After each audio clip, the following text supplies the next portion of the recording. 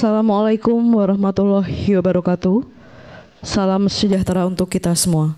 Yang terhormat, pimpinan dan anggota Komisi B DPRD Provinsi Jawa Tengah, yang kami hormati para narasumber, serta hadirin tamu undangan yang berbahagia. Acara Seminar DPRD Provinsi Jawa Tengah menggagas raperda tentang penyelenggaraan kepariwisataan dimulai.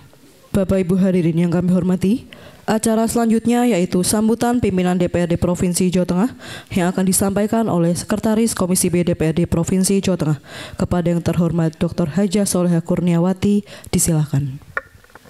Tanpa mengurangi rasa hormat, perkenankan saat ini saya akan membacakan sambutan dari Ketua DPRD Provinsi Jawa Tengah yang kebetulan pada hari ini tidak bisa hadir karena melaksanakan tugas yang lain, sehingga mempercayakan kepada kami Komisi B untuk membacakan sambutan.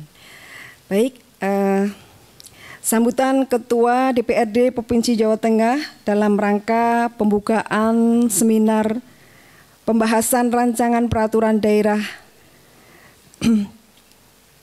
inisiasi Komisi B DPRD Provinsi Jawa Tengah tentang penyelenggaraan kepariwisataan di Jawa Tengah.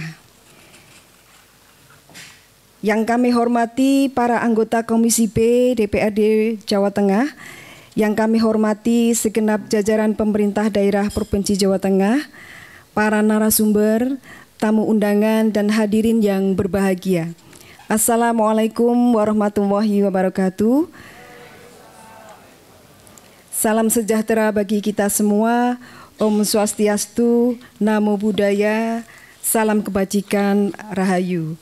Pertama-tama, marilah kita panjatkan puji syukur kehadirat Tuhan Yang Maha Kuasa, karena atas limpahan rahmat dan karunia-Nya kita dapat hadir bersama dalam acara seminar hari ini dalam keadaan sehat walafiat.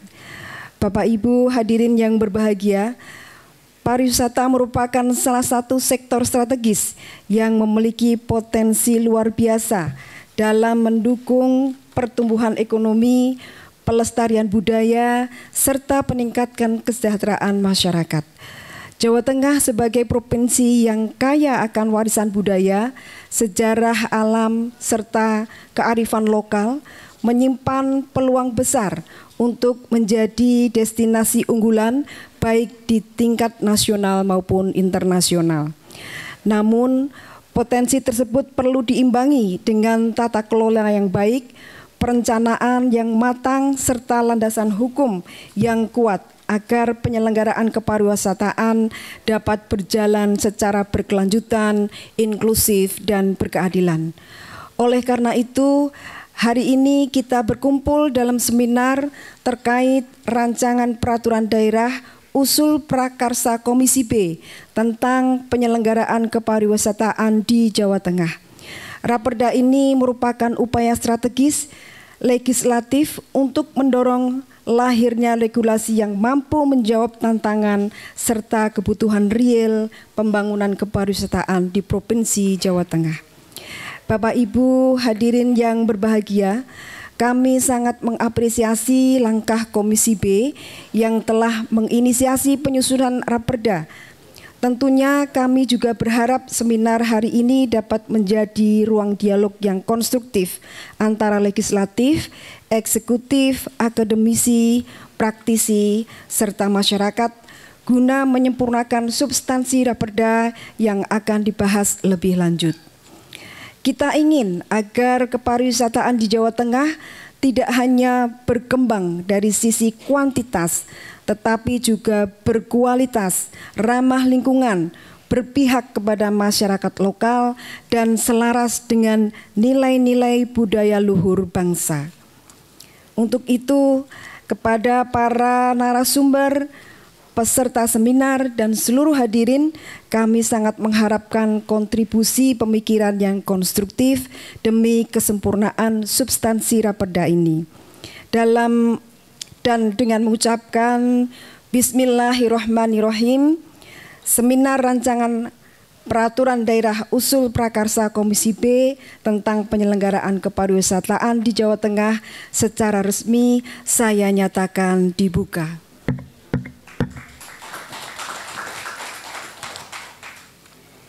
Semoga kegiatan ini membawa manfaat besar bagi kemajuan sektor pariwisata di provinsi kita tercinta. Wassalamualaikum warahmatullahi wabarakatuh. Magelang, 11 Juni 2025, Dewan Perwakilan Rakyat Daerah Provinsi Jawa Tengah, Haji Sumanto SH ditandatangani. Demikian Bapak Ibu telah kami bacakan sambutan dari Ketua DPRD Provinsi Jawa Tengah untuk menjadi perhatian kita bersama dan kita laksanakan bersama. Akhirul kata saya akhiri, billahi taufik wal hidayah. Wassalamualaikum warahmatullahi wabarakatuh. Bapak Ibu hadirin yang kami hormati, sebelum dialog seminar dimulai, kami mohon kepada yang terhormat Ketua Komisi B DPRD Provinsi Jawa Tengah, Ibu Haja Sri Hartini ST, Bapak Cahyo Nugroho dari Dinas Kepemudaan, Olahraga dan Kepariwisataan Provinsi Jawa Tengah, Bapak Roso Prajoko dari Akademisi, beserta Saudara Fakih Nurmansyah sebagai moderator dalam seminar pada pagi hari ini. Kami persilahkan untuk dapat menempatkan diri di tempat yang telah disediakan. Selanjutnya, acara sepenuhnya kami serahkan kepada moderator. Disilahkan. Assalamualaikum warahmatullahi wabarakatuh. Mohon izin perkenalkan, saya Fakih Nurmansyah. Hari ini saya mendapatkan tugas untuk menjadi moderator dalam seminar rapat Raperda tentang penyelenggaraan kepariwisataan. Kita sudah hadir, ada 3 narasumber. Yang pertama yang kami hormati Ibu Sri Hartini selaku Ketua Komisi B DPRD Provinsi Jawa Tengah. Kemudian ada Dinas Pariwisata Provinsi Jawa Tengah yang hari ini diwakili oleh Pak Cahyo. Dan juga dari akademisi ada Bapak Dr. Roso Prajoko. Matur suwun kehadirannya. Paparan materi yang pertama dari Ketua Komisi B Ibu Sri Hartini yang akan menyampaikan materi tentang pariwisata ini untuk di Jawa Tengah, arahnya mau kemana dan seperti apa. Untuk itu monggo Ibu Sri Hartini, waktu dan tempat kami persilahkan. Assalamualaikum warahmatullahi wabarakatuh. Matur nuwun. Syukur alhamdulillah kita semua bisa bersama-sama di sini, tentunya dalam keadaan sehat dengan tujuan yang utama yaitu seminar rancangan peraturan daerah Provinsi Jawa Tengah tentang penyelenggaraan pariwisata yang ada di Jawa Tengah. Semoga pada acara seminar ini kita nanti bisa bermanfaat untuk terutama pemerintah Provinsi Jawa Tengah dan masyarakat secara umum, dan bisa mengakomodir semua kepentingan-kepentingan sektor pariwisata yang ada di kabupaten kota se-Jawa Tengah. Maka dari itu nanti kami berharap dari teman-teman Dinas Pariwisata Kabupaten Kota untuk menyampaikan atau menyumbangsih aspirasi-aspirasi mana atau apa-apa yang akan dituangkan di dalam peraturan atau perda pariwisata ini. Sektor pariwisata itu sangat luar biasa untuk membantu pemerintah ya dalam hal penyerapan tenaga kerja. Jadi luar biasa. Kalau ini perda ini nanti secara baik, terus pariwisata maju, berarti itu akan semakin meningkatkan penyerapan tenaga kerja. Itu sudah membantu pemerintah di dalam program pemerintah yaitu tentang ketahanan pangan. Karena ketahanan pangan itu tidak bisa hanya di sektor pertanian, perkebunan, perikanan, kemudian kelautan, pariwisata pun juga masuk di dalam ketahanan pangan. Jadi kita memang harus sinergi dari semua OPD, apalagi kementerian, Pak. Saya mohon maaf nih, saya selalu pernah istilahnya komplain, setengah komplain dan setengah memberi masukan kepada para Pak Menteri ya yang terkait dengan sektor ketahanan pangan. Karena di kementerian sendiri itu banyak sekali istilahnya juga perlu masukan-masukan dari kita. Saya enggak urusan, pokoknya ketika pemerintah sudah memerintahkan ini Jawa Tengah harus bisa menjadi swasembada pangan dan menjadi penyangga pangan, lumbung pangan se-Indonesia nanti akan meningkat dunia, ya tentu semua OPD atau semua yang terkait kementerian juga dari sektor kementerian itu yang terkait dengan ketahanan pangan juga harus sinergi dong. Suatu contoh kemarin Pak, kita mendapatkan perintah tentang koperasi merah putih. Koperasi merah putih itu kan harus sinergi dengan pertanian, juga sinergi dengan BUMN yang terkait misalnya dengan Pertamina. Semua harus terkait ini, pariwisata, kemudian KKP, itu semua harus ada keterlibatan. Saya mungkin mempunyai hubungan emosional dengan para menteri maupun wakil menteri yang terkait dengan ketahanan pangan. Itu saya sempat protes karena waktu itu dioyak-oyak seru membuat koperasi merah putih, tetapi mana juklak juknisnya kan harus ada dulu, dan juklak juknis ini kan harus duduk bersama satu meja antara para menteri Pak yang terkait. Nah ini pertanian ditanya tidak tahu loh. Berarti ini kok turun terus masalah koperasi? Iya ya, saya ini diperintah sama Pak Wamen untuk selalu aktif memantau koperasi merah putih yang ada di Jawa Tengah. Dan ini dari program-program koperasi ini kan maunya Pak Presiden, itu tentu kepengen memotong mata rantai perekonomian ya Pak. Misalnya dari sektor pertanian, dari petani ke masyarakat itu jangan misalnya ini sayur ya, tomat wis gampang. Saya tuh prihatin dengan petani tomat waktu itu. Misalnya tomat itu dari petani misalnya hanya dibeli 4.000 Pak, 4.000. Tapi saya beli di pasar harganya sudah 14.000. Jadi petani menikmati hanya berapa? Gitu loh. Nah, ini karena terlalu banyak mata rantai dari petani kepada para konsumen atau pemakai. Nah, itu bukan hanya di sektor pertanian, semua Pak, semua. Termasuk gas LPG itu Pak yang sering menjadi masalah kita, yang masalah besar itu.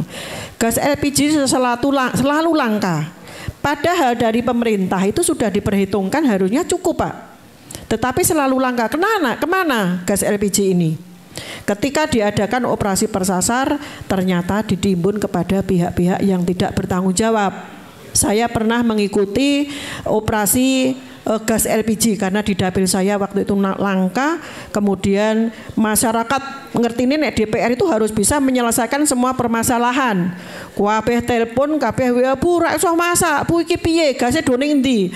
Kita koordinasi dengan pemerintah, ayo kita turun operasi pasar. Ternyata ditimbun oleh pihak yang tidak bertanggung jawab.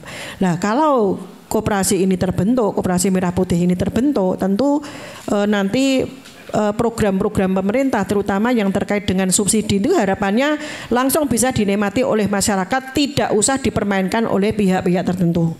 Itu harapan Pak Presiden.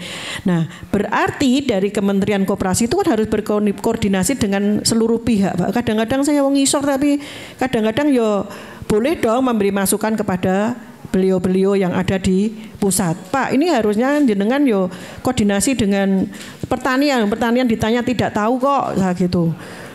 Ya wis lah dianggap iki cah cilik lancang ndak urusan, boe kalau sudah ditugaskan kami duduk di Komisi B yang terkait dengan ketahanan pangan, sedangkan visi misi Presiden adalah nomor 1 ketahanan pangan, ya tentu kita harus bersama-sama bagaimana mensukseskan ketahanan pangan. Walaupun sebetulnya anggota DPR itu kan sifatnya pengawasan, tapi kadang-kadang tak pikir-pikir yo ragur pengawasan Pak, kadang yo harus mensupport kepada masyarakat bagaimana program pemerintah ini cepat-cepat dia dilaksanakan di Jawa Tengah, karena Jawa Tengah ini menjadi apa ya, pokoknya Pulau Jawa ini kalau menjadi prioritas gitu loh, prioritas. Jawa tidak boleh ketinggalan dengan yang lain gitu. Tapi Jawa Tengah ini yang selalu kami sampaikan, Jawa Tengah ini belum bisa sejajar dengan Jawa Timur Pak. Nah ini tugas kita bersama, kita itu selalu ranking kedua. Nah ini tugas kita bersama, dan tentu anggota DPRD bersama OPD itu harus selalu sinergi atau selalu bekerja sama bagaimana untuk program pemerintah ini agar bisa dinikmati oleh masyarakat secara luas. Kemudian rentang bulan Februari 2023 masih tentang penyerapan tenaga kerja ya. Sampai Februari 2024 terjadi tambahan 450.000 pekerja di semua sektor. Dengan sektor pariwisata menyerap kurang lebih 150.000 atau 33%. Jadi sangat luar biasa. Kemudian Raperda penyelenggaraan pariwisata filosofisnya, pariwisata merupakan salah satu potensi dalam melestarikan alam, kemudian budaya dan kearifan lokal guna menciptakan kesejahteraan, kemakmuran dan keadilan bagi masyarakat Provinsi Jawa Tengah. Tadi sudah panjang lebar kami sampaikan. Kemudian sosiologisnya dalam rangka meningkatkan potensi pariwisata di daerah perlu penataan, pengelolaan dan perlindungan terkait dengan struktur penyelenggaraan kepariwisataan secara menyeluruh. Jadi ini tentu kita tidak bisa bekerja sendiri di Jawa Tengah ini butuh masukan dari Bapak Ibu Dinas Pariwisata se-kabupaten kota. Maka setelah acara ini tentunya nanti acara dialog yang mana kita harus menyerap aspirasi dari penjenengan semua, terutama ini Bapak Ibu dari Dinas Pariwisata yang mengerti atau mempunyai ide atau demi untuk kemajuan pariwisata yang ada di daerah-daerah, karena kearifan lokal ini kan berbeda-beda. Jadi misalnya di Kabupaten Jepara misalnya perlu yang ditata ini kan mempunyai wisata di ngerti Mas? Karimun Jawa. Karimun Jawa itu luar biasa Pak. Itu Karimun Jawa itu sudah dikenal dunia itu. Nah, itu perlu ditata sedemikian rupa, diberikan kenyamanan transportasinya, kemudian juga hotel-hotelnya. Nah, ini saya sering mengkritik kepada pemerintah provinsi. Kita mempunyai aset hotel di sana itu. Saya pernah ke sana. Moga-moga ini sudah berubah. Itu hotelnya itu pintunya pada putus Pak. Handle pintunya itu pada putus. Nah, terus kotor. Nah itu loh, kadang-kadang pemerintah itu mengelola hotel itu kok ora iso ya serata dengan dikelola pihak ketiga swasta itu loh Pak. Kenapa gitu loh, kenapa? Jadi saya bilang itu Indonesia itu iso bangun, ora iso ngerawat, ora iso mempertahankan. Semua di semua sektor ini. Di semua sektor ini saya selalu kenapa, sebetulnya kenapa gitu loh. Kemudian transportasi misalnya Mas, transportasi. Kalau misalnya di Karimun Jawa itu yang menjadi kendala, misalnya transportasinya itu kan kita harus cuaca laut ya, maksudnya ombak lautnya itu kapan kita bisa ke sana, kapan tidak bisa ke sana. Saya dulu Pak, saya pengalaman dulu saya sebelum menjadi anggota DPRD itu saya pemborong Pak, pernah mendapatkan proyek di Karimun Jawa. Nah, di Karimun Jawa itu kalau dari pemerintah, dinas, DPU, kemudian Bapeda semua meninjau proyek saya di sana itu yang direncanakan 1 hari, tapi di sana 1 minggu, Pak. Nah, di sana itu 1 minggu nggak bisa pulang, ya saya rugi lah. Hotelnya saya yang bayari, kemudian apa-apa saya yang membiayai karena. Nah itu akhirnya saya rugi, jujur itu rugi, proyeknya rugi karena memang biaya overheadnya itu membengkak. Itu gara-gara seharusnya direncanakan pemeriksaan proyek itu untuk penyerahan itu 1 hari, tapi di sana seminggu Pak. Ya itu bukan hanya materi, tapi otomatis dia juga tidak bisa bekerja karena memang tidak bisa pulang. Nah itu kan berarti kita harus mencarikan solusi. Entah nanti mungkin kita mempunyai program ada bandara di sana yang besar sehingga banyak pesawat yang ke sana. Karena seperti Karimun Jawa, suatu contoh Karimun Jawa ini dunia sudah mengenal. Jadi tinggal kita semua tugasnya menata bagaimana membuat masyarakat atau pelaku wisata kemudian pengunjung itu merasa nyaman dan terlindungi. Itu tugas kita. Saya kira itu materi dari kami. Terima kasih. Selanjutnya kita akan dengarkan pemateri yang kedua dari Dinas Pariwisata Provinsi Jawa Tengah terkait Raperda Penyelenggaraan Pariwisata, mungkin juga ada bocoran-bocoran undang-undang yang sedang dibuat ya, masih rancangan undang-undang untuk Dinas Pariwisata Jawa Tengah. Hal ini Pak Cahyo dipersilahkan. Tanpa berlama-lama lagi kita masuk ke materi utama, yaitu Raperda Penyelenggaraan Kepariwisataan Provinsi Jawa Tengah, rekomendasi, kemudian terkait dengan lokasi dan lain sebagainya. Sekarang bukanya TikTok, Bu, kebanyakan. Jadi TikTok itu kontennya sangat beragam sekali, dan sekarang konten-konten kreator juga sudah sangat kreatif. Bahkan ada beberapa tempat yang tadinya sepi, kemudian dibuat konten dengan berbagai macam cerita, kemudian kreativitas dari konten kreator jadi ramai, Bu. Jadi bagaimana media sosial ini juga sangat memengaruhi kondisi pariwisata di daerah, sehingga Bapak Gubernur juga ada atensi terkait dengan pembinaan konten kreator ini supaya bisa menjadi marketing atau memasarkan produk-produk pariwisata yang ada di Jawa Tengah. Sebagian besar juga dari pengusaha pariwisata ini menggunakan jasa konten kreator untuk meningkatkan exposure mereka. Jadi untuk meningkatkan itu maka perlu sentuhan dari konten kreator. Dan kemarin juga sempat viral, mungkin Bapak Ibu juga mengetahui terkait dengan Borobudur juga. Jadi ada konten kreator di TikTok menggunakan AI, Bu, Bapak Ibu. Jadi AI ini juga dua sisi mata uang.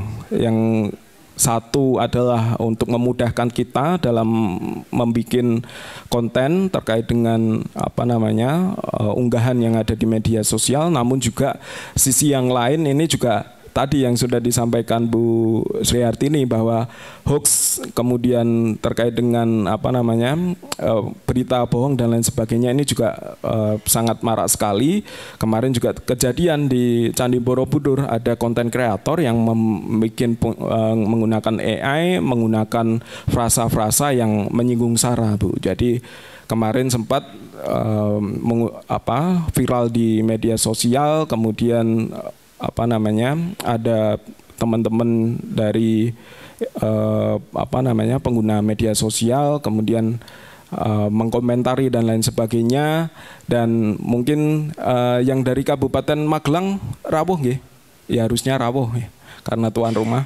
Jadi kemarin sempat ada penyampaian aspirasi supaya konten tersebut di drop, bahwa konten tersebut merupakan bukan produksi pemerintah, Bu. Jadi ada konten kreator yang memproduksi konten tersebut dan menggunakan frasa-frasa SARA sehingga berdampak kepada di media sosial. Dan ini kita harapkan bahwa kebijakan terkait dengan penggunaan AI dan lain sebagainya, karena modernisasi juga tidak bisa kita bendung, namun kita perlu untuk bijaksana dalam menggunakan kemajuan teknologi.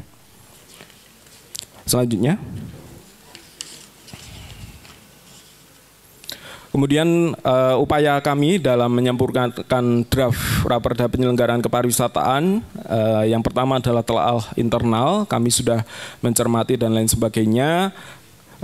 Kemudian studi lapangan, nah ini kemarin juga bekerja sama atau kami membersamai Bapak Ibu Komisi B kunjungan ke beberapa titik yang merupakan bisa menjadi sumber inspirasi terkait dengan Raperda Penyelenggaraan Kepariwisataan yang kami ikuti, yaitu di Jawa Barat, di Dinas Kebudayaan dan Pariwisata Jawa Barat.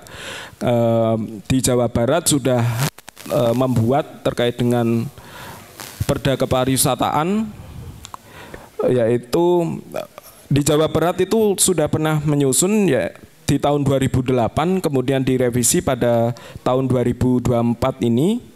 Kemudian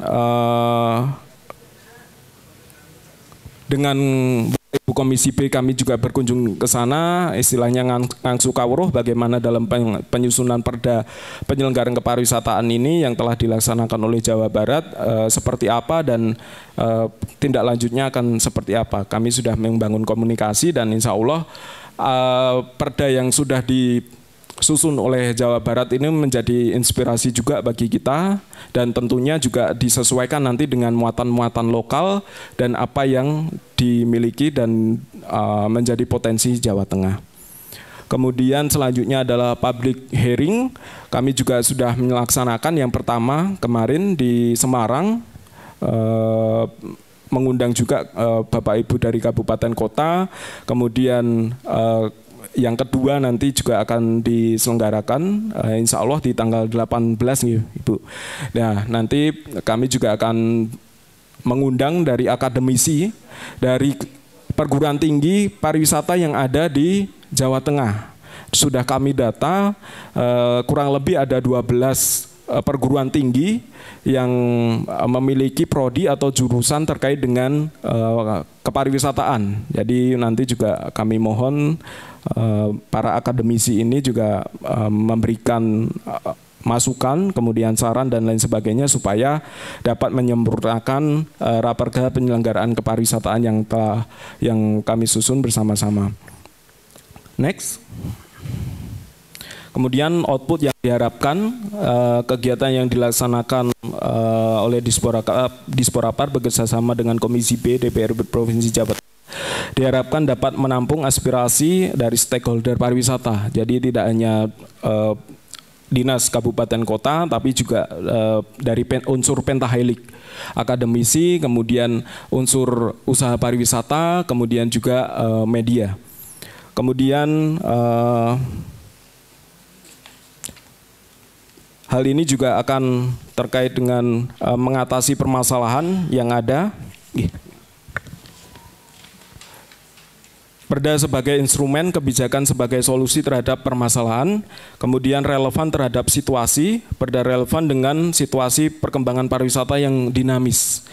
Karena pariwisata ini juga suatu sektor yang berkembangnya cukup pesat, kecuali ada kondisi tertentu. Tadi sudah disampaikan oleh Bu Ketua bahwa kemarin kita sudah melewati COVID-19, bagaimana COVID-19 ini juga sangat berpengaruh dalam dunia pariwisata. Namun setelah itu sektor pariwisata bangkit yang pertama. Jadi setelah terpuruk, kemudian sektor pariwisata ini menjadi sektor yang menumpu pengembangan perekonomian after COVID. Kemudian kami juga kemarin juga dari beberapa usaha pariwisata mengeluhkan terkait dengan efisiensi, Bu. Jadi di tahun ini, di awal tahun sudah ada kebijakan terkait dengan efisiensi. Itu juga kemarin sangat berpengaruh di sektor usaha pariwisata, terutama perhotelan. Dari teman-teman dari usaha perhotelan ini juga sangat terpengaruh dengan kebijakan efisiensi. Namun demikian sudah dibuka terkait dengan rapat-rapat di hotel juga insya Allah sudah diperbolehkan dan ini menjadi harapan bagi teman-teman pengusaha perhotelan. Dan sekarang kita di sini pun juga menggunakan usaha pariwisata sehingga menjadi harapan efisiensi ini sudah mulai dilonggarkan dan tentunya harapannya untuk meningkatkan perputaran ekonomi di sektor pariwisata. Next. Kemudian pembagian fokus group discussion atau public hearing kami laksanakan 4 kali, yang kemarin sudah dilaksanakan di bulan Mei, kemudian di bulan Juni ini juga insya Allah kita laksanakan, di bulan Juli nanti insya Allah 2 kali akan kita laksanakan, sehingga di forum-forum ini kita nantinya akan menampung aspirasi. Next.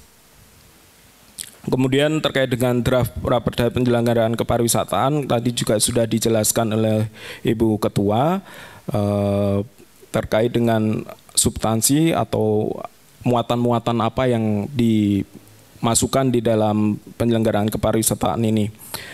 Yang pertama terkait dengan ketentuan umum, jelas terkait dengan ruang lingkup pengaturan dan lain sebagainya, kemudian kewenangan dan kewajiban pemerintah daerah, kemudian pembangunan kepariwisataan, terkait dengan pemerintah daerah melakukan pembangunan kepariwisataan sesuai dengan ketentuan peraturan perundang-undangan. Kemudian nomor 4, kawasan strategis.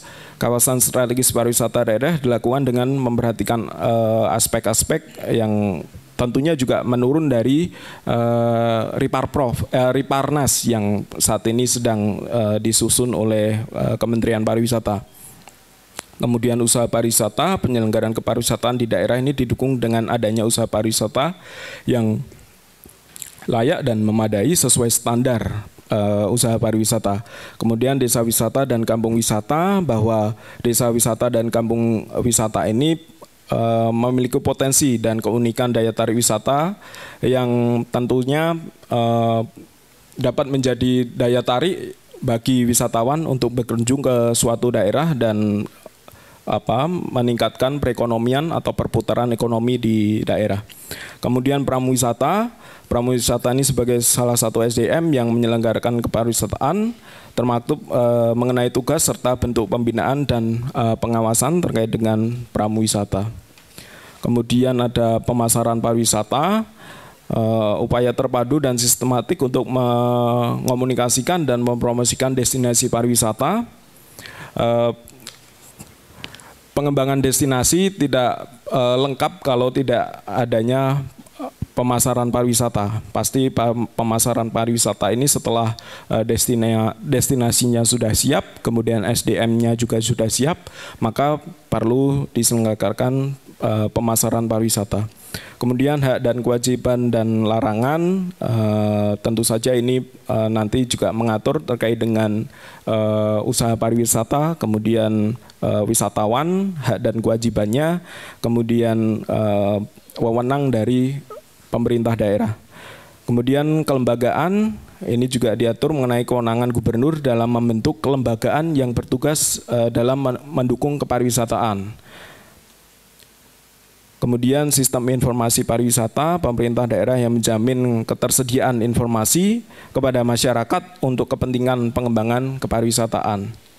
Kemudian selanjutnya adalah pelatihan sumber daya manusia, standar sertifikasi dan tenaga kerja pariwisata, yaitu pemerintah daerah menyelenggarakan pelatihan sumber daya manusia pariwisata sesuai dengan ketentuan peraturan perundang-undangan. Yang ke-13, kerjasama. Nah, ini pemerintah daerah dapat bekerja sama dengan kementerian, pemerintah provinsi lain, pemerintah kabupaten kota, kemudian pemerintah desa, dan selanjutnya yaitu pihak ketiga. Kemudian terkait dengan penghargaan, gubernur dapat memberikan penghargaan pada sektor pariwisata kepada perorangan, organisasi pariwisata, lembaga pemerintah, serta badan usaha yang berprestasi atau berjasa besar dalam partisipasinya meningkatkan pembangunan kepeloporan dan pengabdian di bidang kepariwisataan. Jadi dulu kami pernah menyelenggarakan Abiwara Pariwisata yang terakhir itu kita selenggarakan di tahun 2019 sebelum COVID. Jadi kami mengapresiasi kontribusi dari Bapak Ibu sekalian dari pemerintah kabupaten kota, kemudian pihak perorangan yang menjadi inisiator, kemudian motor penggerak di pariwisata di daerah, sehingga kami memberikan terkait dengan penghargaan kepariwisataan. Kemudian peran serta masyarakat ini juga kita tampung terkait dengan penyelenggaraan kepariwisataan daerah dilakukan dengan melibatkan peran serta masyarakat, dan itu sebagai wadah bahwa masyarakat juga memiliki andil dalam pengembangan pariwisata. Kemudian pembiayaan kepariwisataan bersumber dari APBD, kemudian sumber pembiayaan lain yang sah dan tidak mengikat. Kemudian pembinaan dan pengawasan, gubernur melakukan pembinaan dan pengawasan terhadap pelaksanaan penyelenggaraan kepariwisataan yang dilakukan oleh dinas. Dan pembinaan dan pengawasan ini tentunya juga pasti akan memberikan terkait dengan masukan dan lain sebagainya apa yang menjadi isu-isu strategis sehingga dapat dilakukan atau dieksekusi oleh dinas yang menangani pariwisata. Kemudian ketentuan penyidikan pasti ketika ada pelanggaran-pelanggaran kami juga akan berkoordinasi dengan pihak-pihak terkait, APH dan lain sebagainya, sehingga ketika ada pelanggaran terkait dengan perda, kemudian terkait dengan standarisasi usaha pariwisata, pasti kami juga akan melakukan pengawasan dan pembinaan. Kemudian ketentuan penutup perda ini nantinya akan mencabut atau merupakan hasil harmonisasi Perda nomor 9 tahun 2011 tentang pramuwisata dan Perda nomor 2 tahun 2019 tentang pemberdayaan desa wisata. Kami rasa cukup sekian yang kami sampaikan, nanti mungkin lanjut di diskusi nggih, Mas Fakih nggih. Paparan dari akademisi, dari sisi akademis terkait dengan Raperda ini ataupun juga nanti ada masukan bagaimana pariwisata Jawa Tengah itu akan menjadi lebih baik lagi. Waktu dan tempat kami berikan kepada Dr. Roso Prajoko. Dipersilahkan. Izin Bu Ketua. Izin Mas ya. Baik, Mas Fakih, terima kasih. Selamat siang. Assalamualaikum warahmatullahi wabarakatuh. Raperda yang saya terima semalam sudah saya kritisi. Ada 3 hal yang perlu dicermati dalam penyempurnaan pada siang ini. Yang pertama adalah fokus kepada desa wisata. Wisata itu ada 2. Karena memang dari lahirnya atau sudah dari awalnya sudah ada potensi wisata itu. Seperti di Raja Ampat, ya, yang saat sedang heboh. Itu sudah lahirnya seperti itu. Ya. Kemudian Candi Borobudur, ya, makanya kita harus rawat itu, ya, ciptakan beberapa ya faktor-faktor, elemen-elemen pendukung. Ini sudah ada kok.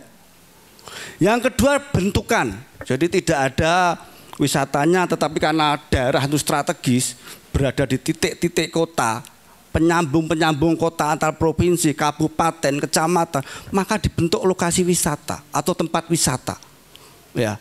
Itu 2 itu. Yang sudah ada wisatanya beruntung. Alhamdulillah. Bagaimana yang belum? Kita ciptakan. Nah, ini Bapak Ibu, isu-isu aktual dan respon Raperda.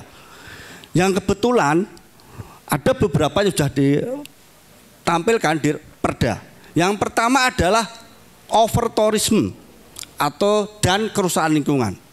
Jadi kalau memang ada wilayah-wilayah yang tertentu itu sudah kelebihan wisata, tentunya juga harus diwaspadai. Yang kedua, nah ini penting ya, tadi terkait dengan digital ya, ini memang harus perlu diakomodir di Raperda ya, apakah digital ini perlu dibuat peraturan atau tidak terkait dengan bagaimana menyikapi tentang daerah wisata yang banyak wilayahnya tetapi nggak terkenal ya, nggak terkenal. Ya, tapi ada yang daerahnya nggak menggunakan media apapun, dia hanya menggunakan pelaku-pelaku usaha justru malah terkenal. Yang kedua, kesenjangan desa dan kota, ya, desa wisata, ekonomi kreatif lokal dan pelatihan SDM lokal, Bapak Ibu. Pelatihan SDM lokal itu penting. Yang berikutnya adalah ketergantungan wisata massal, ya. Jadi ini ada beberapa yang sebetulnya desa itu ada sesuatu yang menarik, tetapi karena nggak percaya diri, kemudian kalah dengan wisata luar, akhirnya dia nggak bergerak sama sekali. Ya, harusnya hal-hal yang sifatnya sepele dan itu menarik perhatian publik, maka itu yang dikembangkan. Berikutnya sertifikasi SDM, ya, sertifikasi. Nanti biar pelaku wisata itu biar memberikan ide gagasannya, ya. Siapa lembaganya, perlu tidak sertifikasi SDM ini, ya, karena ini tergantung dari Bapak Ibu pelaku wisatanya, ya. Peraturan ini akan mengakomodir hal semacam itu atau tidak. Ini akan menjadi masukan pada siang ini.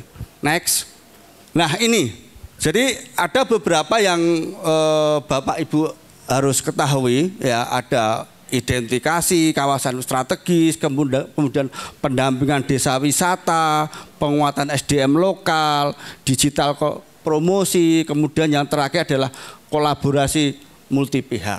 Ya kayak siang ini ya. Ya, ini. Yang terakhir pengakuan formal. Ya. Jadi yang pengelola wisata atau daerah wisata kalau belum ada pengakuan dari pemerintah, maka belum dianggap berhasil. Ini lepas dari kita faktor-faktor lain loh ya.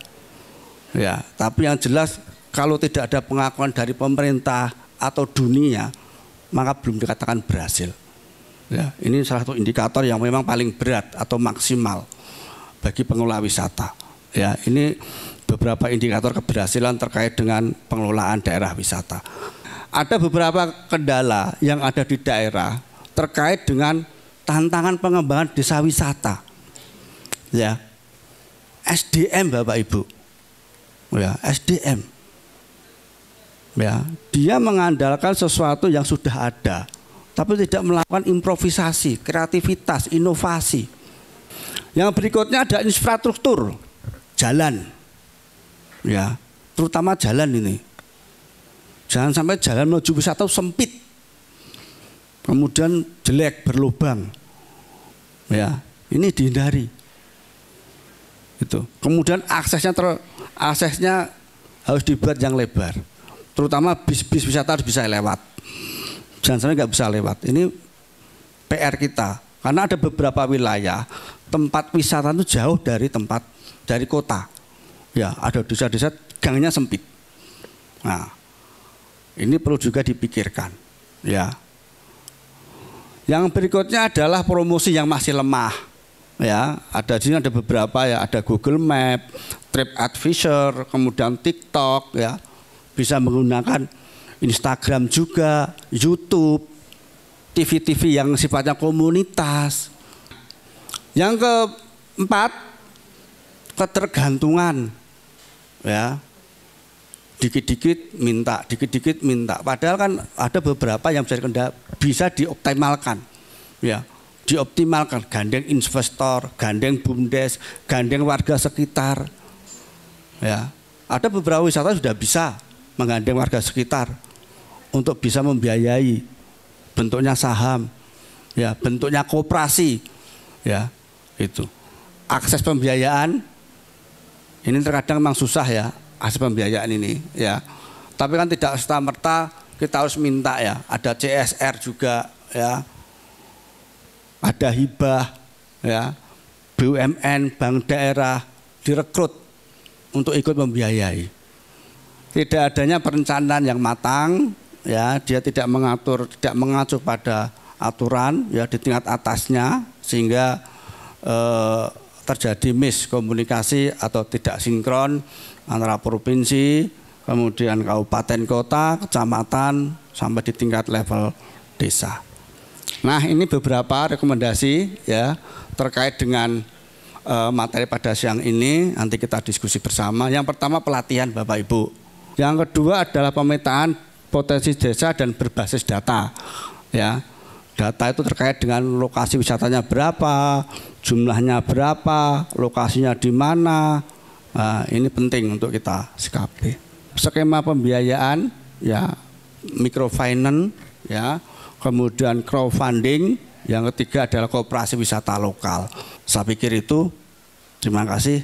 Assalamualaikum warahmatullahi wabarakatuh. Monggo Bapak Ibu dari Kabupaten Kota. Untuk yang pertama Pak Farhan. Bismillahirrahmanirrahim. Assalamualaikum warahmatullahi wabarakatuh. Mungkin di semua yang hadir di sini pernah nonton film Laskar Pelangi gitu loh.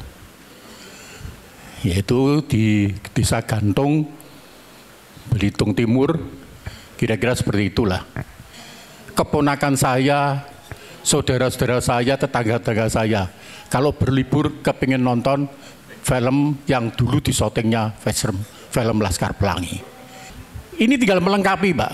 Jadi tadi setuju TikTok dan sebagainya itu mempengaruhi. Tapi ingat Pak, film-film itu juga sangat berpengaruh. Contohnya film Laskar Pelangi itu Pak. Nah ini apakah sudah dirangkum di dalam raperda ini? Yang sekaligus kami hanya mengingatkan bahwa ini potensi Mas Cahyo. Jadi boleh kekinian, tapi juga harus melihat potensi yang ada yang selama ini menjadi sumber bagi berkaitan dengan masalah pariwisata. Itu saja tambahan dari kami, Mas. Terima kasih. Bismillahirrahmanirrahim. Assalamualaikum warahmatullahi wabarakatuh. Terima kasih atas kesempatan yang diberikan. Izin saya Windarsih dari Dinas Pariwisata Kabupaten Semarang. Yang pertama terkait desa wisata. Bahwa desa wisata yang terbentuk sampai dengan tahun 2024 itu berdasarkan Perda 2 tahun 2019 tentang pemberdayaan desa wisata di Provinsi Jawa Tengah. Definisi dari desa wisata menurut perda tersebut berbeda dengan definisi desa wisata dalam ranperda saat ini. Kabupaten Semarang memiliki 85 desa wisata dan kami akui tidak seluruhnya memiliki potensi dan keunikan DTW yang khas. Mungkin unik tapi hanya menurut warga setempat. Tapi indikator-indikator yang lain sebagai desa wisata kurang nampak. Mohon ada kebijakan mungkin nanti diatur di pergubnya tentang hal tersebut. Kemudian yang kedua, saya juga tidak melihat adanya pengembangan ekonomi kreatif. Memang pengembangan ekonomi kreatif suatu hal yang terpisah dari kepariwisataan secara regulasi. Namun pada prakteknya, pada kenyataannya, pengembangan ekonomi kreatif benar-benar etalasenya adalah di kepariwisataan. Seperti film tadi, kemudian digital marketing dan subsektor-subsektor yang lain yang konon sekarang hampir mencapai 20 subsektor, itu sangat erat kaitannya dengan pariwisata. Kemudian hal ketiga yang ingin kami sampaikan adalah terkait dengan kawasan strategis pariwisata. Bapak Ibu, izin kami menyampaikan bahwa di Kabupaten Semarang terdapat Danau Rawapening. Danau Rawapening Gedong Songo itu merupakan kawasan pengembangan pariwisata nasional di Riparnas, dan di Riparprov merupakan kawasan strategis pariwisata Provinsi Jawa Tengah. Melihat potensinya, maka pemerintah Kabupaten Semarang dalam hal ini Dinas Pariwisata ini sedang mengusung wacana kawasan Danau Rawapening sebagai kawasan ekonomi khusus sektor pariwisata. Nah, harapan kami ini nanti tidak berlawanan dengan perencanaan tata ruang di mana Danau Rawapening merupakan kawasan konservasi sumber daya air. Demikian 3 hal yang dapat kami sampaikan. Terima kasih, mohon maaf apabila ada tutur kata yang kurang berkenan. Waktu saya kembalikan. Wassalamualaikum warahmatullahi wabarakatuh. Bismillahirrahmanirrahim. Assalamualaikum warahmatullahi wabarakatuh. Perkenalkan, nama saya Ibu Titi dari Dinas Pariwisata, Kepemudaan dan Olahraga Kabupaten Cilacap. Kami akan menyampaikan hal-hal yang berada di Kabupaten Cilacap, khususnya terkait dengan daya tarik wisata ataupun DTW yang merupakan ikon Kabupaten Cilacap, yang saat ini orang memandang bahwa Kabupaten Cilacap itu ikonnya adalah pantai atau laut, nggih. Tapi pada kenyataannya ikon-ikon yang ada di Kabupaten Cilacap, terutama pantai tersebut, sampai saat ini untuk pengelolaannya memang tidak berada di pemerintah Kabupaten Cilacap, akan tetapi menjadi kepemilikan ataupun pengelolaannya dikuasai oleh TNI Angkatan Darat dari mulai ujung selatan sampai dengan ujung timur. Bahwa desa wisata memang sampai dengan saat ini sedang kami kembangkan, ya Bapak Ibu, sedang kami kembangkan, dan setiap saat atau bahkan kami sendiri di Kabupaten Cilacap akan muncul beberapa desa wisata yang kebetulan kepala daerah kami, Pak Bupati kami sangat intens sekali dengan keberadaan desa wisata, sehingga para kepala desa itu sekarang sudah kepingin itu ya desanya untuk dijadikan menjadi desa wisata. Nah, ini menjadi PR kami di Dinas Pariwisata, sehingga ke depan bagaimana sih sebenarnya Raperda yang dari provinsi itu mengupas tuntas terkait dengan desa wisata. Saya kira itu yang bisa saya sampaikan. Terima kasih. Assalamualaikum warahmatullahi wabarakatuh. Bapak Ibu, sebenarnya bila dicermati lebih dalam terkait dengan film ini, kalau Bapak Ibu pernah menonton film yang ada Rangga dan Cinta itu, Ada Apa Dengan Cinta, Ada Apa Dengan Cinta yang kedua, kalau nggak salah rilis di tahun 2016 kalau nggak salah. Nanti bisa dicek. Di situ di film ayat cinta. Ada Apa Dengan Cinta yang kedua itu lokasi syutingnya di Yogyakarta dan di Borobudur, Pak.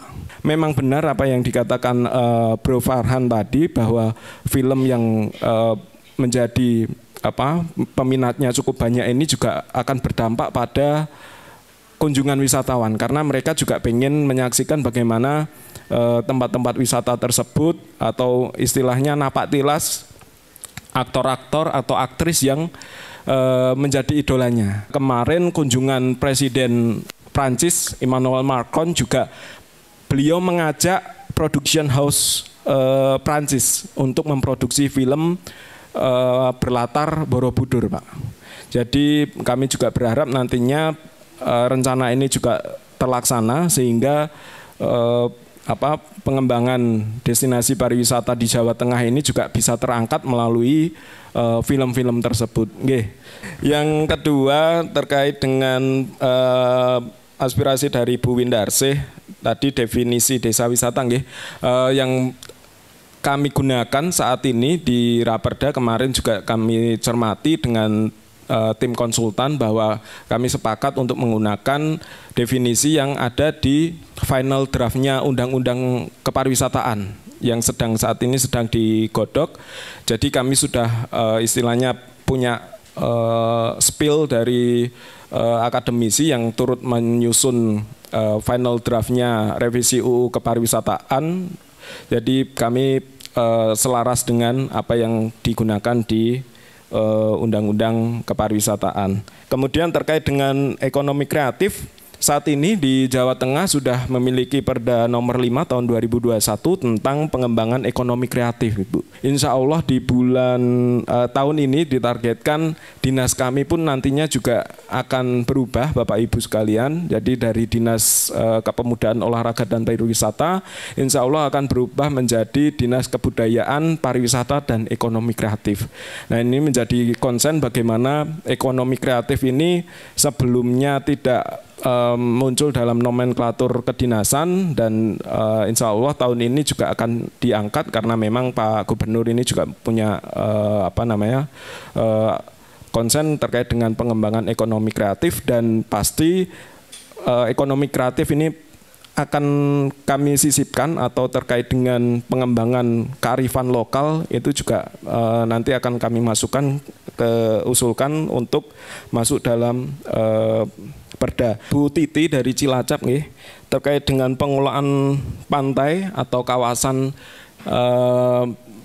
pantai di Cilacap, memang kondisinya saat ini Pemda tidak memiliki kurang memiliki wewenang dalam pengelolaan pantai, karena memang garis pantainya dari Nusa Kambangan itu dikelola oleh pemerintah pusat maupun dari institusi TNI. Dan sebenarnya dalam Riparprov kami yang 2012-2027 itu menyebutkan bahwa DPP Nusa Kambangan Baturaden itu menjadi kawasan prioritas pariwisata. Namun demikian, karena memang kondisinya berkembang dan Nusa Kambangan dijadikan sebagai objek vital terkait dengan pemasyarakatan, pastinya juga perlu adanya telaah lebih lanjut apakah kawasan tersebut masih bisa digunakan atau dimanfaatkan sebagai potensi pariwisata yang prioritas atau seperti apa. Nah, nanti insya Allah di tahun 2026 kami juga akan menyusun terkait dengan analisis dan evaluasi terkait dengan Riparprov. Karena Riparprov kami kan Jawa Tengah itu habis di tahun 2027, sehingga perlu adanya persiapan. Kemudian terkait dengan hal tersebut pasti menjadi menu dalam evaluasi kami. Kemudian terkait dengan Riparnas itu insya Allah juga tahun ini ditetapkan. Di Riparnas itu kan nanti juga akan ada KSPN, dari DPN kemudian KSPN atau Kawasan Strategis Pariwisata Nasional. Ada 4 KSPN yang ada di Jawa Tengah dan 1 juga terkait dengan, berarti total ada 5 sebenarnya, tapi yang terkenal mungkin 4 dan satunya itu adalah KSPN Merapi Merbabu. Itu juga menjadi kolaborasi kami dengan pemerintah provinsi DIY, sehingga revisi terkait dengan Riparprov ini pasti menunggu Riparnas, dan mudah-mudahan pada saat penyusunan Riparkap nanti dari Kabupaten Cilacap juga nanti akan selaras dengan apa yang disusun dari Riparnas, Riparprov, kemudian turun ke Riparkap. Mungkin masukan saja tadi dari Semarang sama Cilacap ya, itu mungkin bisa diakomodir dengan penambahan pasal atau apa jika itu memungkinkan, atau juga nanti bisa sounding atau kerjasama dengan ekonomi kreatif. Itu kan masuknya perindustrian perdagangan Bu itu. Nah itu juga bisa ya, jadi apakah nanti bisa tumpang tindih dengan apakah tumpang tindih dengan Perda Pariwisata atau dengan ekonomi kreatif, khususnya Dinas Perdagangan dan Perindustrian atau ekonomi kreatif. Jadi itu nanti di switch aja, apakah bisa diakomodir di sini atau tidak. Kemudian terkait dengan yang Cilacap tadi, memang agak berat itu kalau udah institusi TNI itu agak berat itu. Jadi ketika itu bisa mungkin dialog itu satu-satu Mas.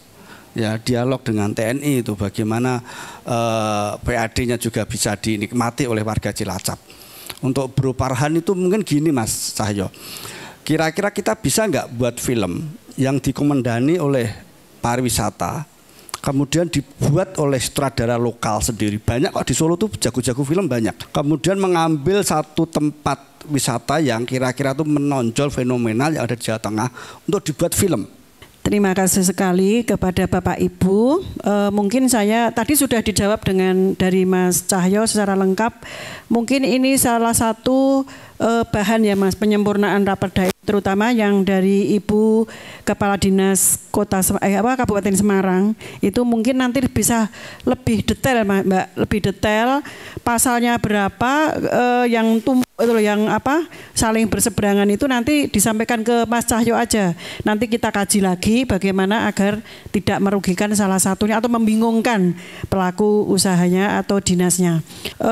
Saya setuju dengan Pak Farhan. Jadi itu termasuk yang promosi ya Pak.